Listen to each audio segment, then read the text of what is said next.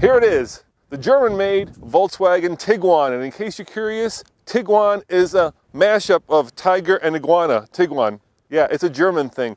Today we're going to bring you the top 3 makers and breakers of this very German small crossover. And that is coming up next on a very chilly edition of the Fast Lane Car.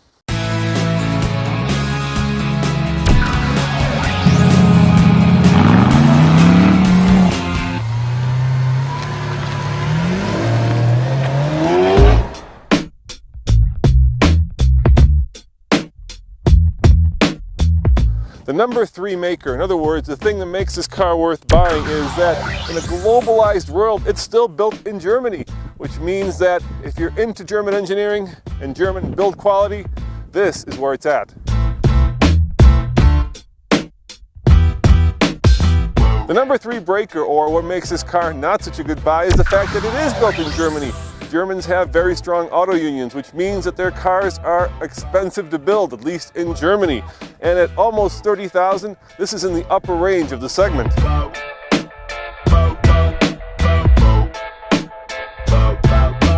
The number 2 maker is this 2-liter TSI 4-cylinder engine. It's got plenty of power, 200 horsepower and 207 pound-foot of torque. It's of course mated to all 4 wheels, so off-road this car is actually pretty good. And not just off-road, but in snow, in mud, in rain. It has a great all-wheel drive system, and coupled with this engine's power, this car gets out of the way quickly. It hauls. Let's find out just how fast from 0 to 60 right now.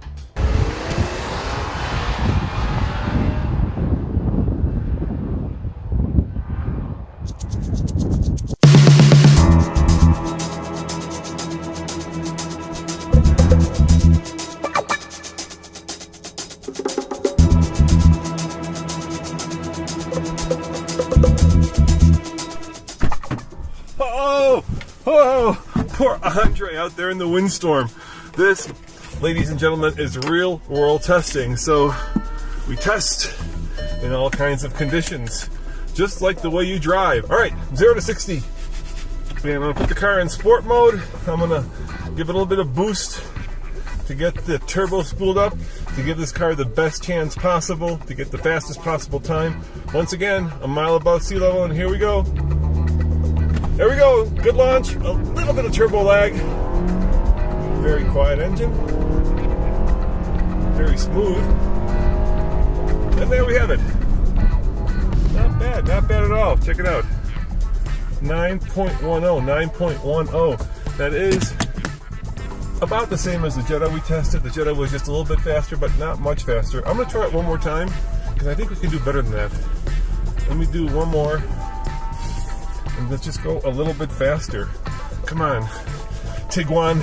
Let's get that tiger part of you. Go a little quicker, a little bit more boost. All right, there we go. Come on, come on, come on, come on.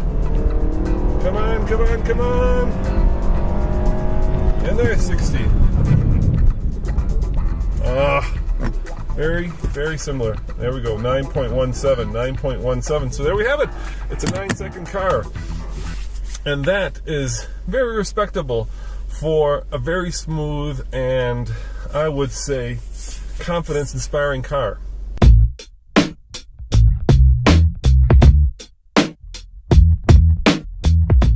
The number 2 breaker is the interior. For almost $30,000, where's my satellite radio? Where's my panoramic sunroof?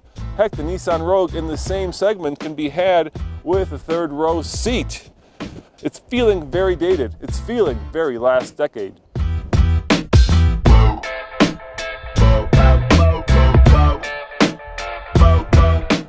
The number 1 breaker, and keep in mind this is coming from a guy because this car sells to more women, is style.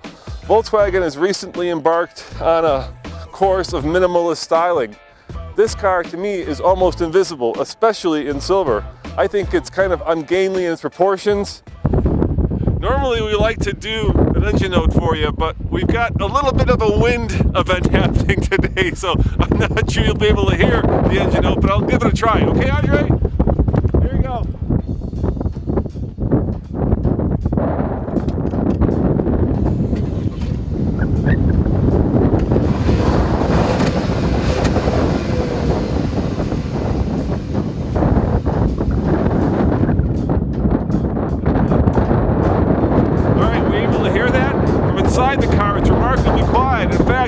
much louder out here than it is in there.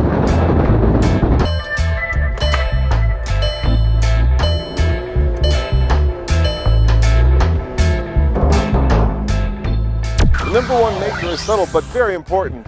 This car does everything well. It drives well, it steers well, it has plenty of utility, it gets decent gas mileage, it ticks all the right boxes. But unfortunately, on the TFL scale of buy it, lease it, rent it, or forget it, I'm going to have to give it a lease it because it just feels a little dated. I think it's time for a new Tiguan.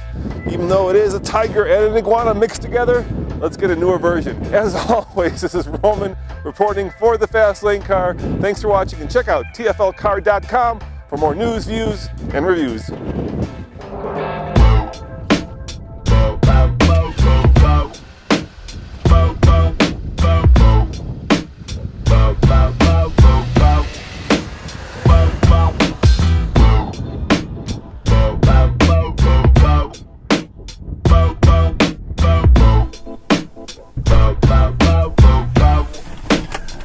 You know what? We have a racetrack all to ourselves, so it would be a shame not to use it. Plus, it gets me out of the wind.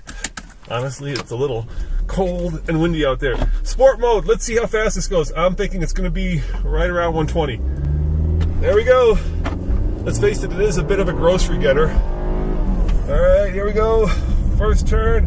Whoa, it leans. You can get bigger tires on this if you get the R-line, which if you're going to track it, which I'm sure a lot of people will, would be the one to get. But you know, the engine is what makes this thing lively and fun. And actually, the all-wheel drive makes it remarkably neutral around a racetrack. I feel like I've got a lot more confidence in this car than I actually had in the Jetta. I think that's because of the all-wheel drive. It doesn't push or oversteer or understeer as much. It's a little bit more neutral. And there's nice power coming out of these turns. This car is really surprising me.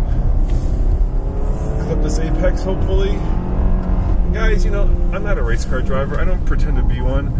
It's an everyman kind of approach to race car driving. Give you a sense of what a car can do, and hopefully how fast it will go when compared to the other cars that we've tested on this track with the limited abilities that I have. Almost went off there, and here we go, floored. And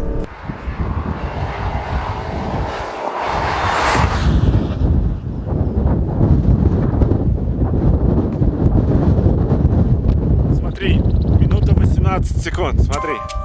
There we have it. Good brakes, really good brakes. You know, that was really good. That was really good. I think calling it a grocery getter is unfair to this car.